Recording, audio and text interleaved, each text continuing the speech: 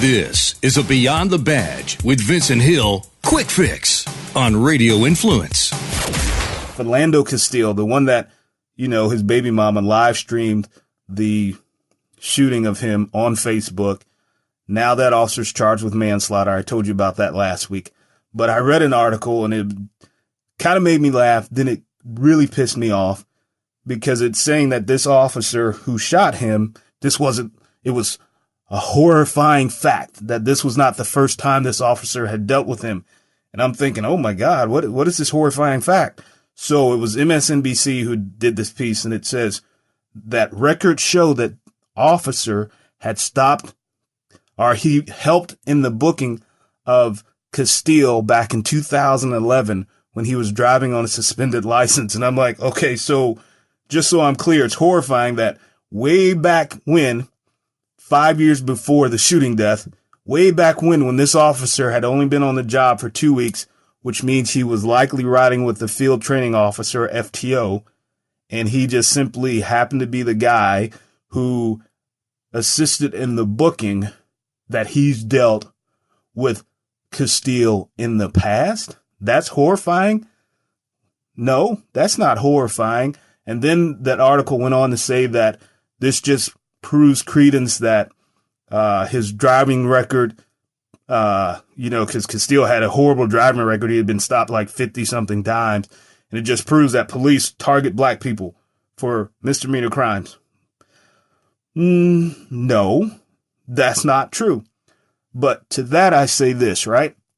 If I know my driver's license is suspended, and I know if I get in my car and drive that chances are the police that have seen me before, have stopped me before, know that my driver's license is suspended, I'm probably going to get stopped.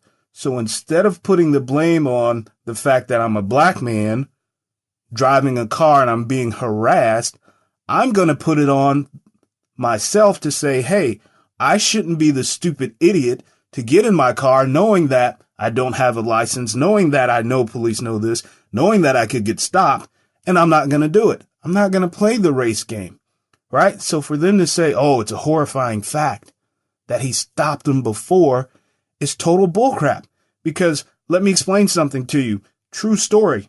I arrested the same guy. He was white, by the way, so I guess they can say it's racial because I'm black.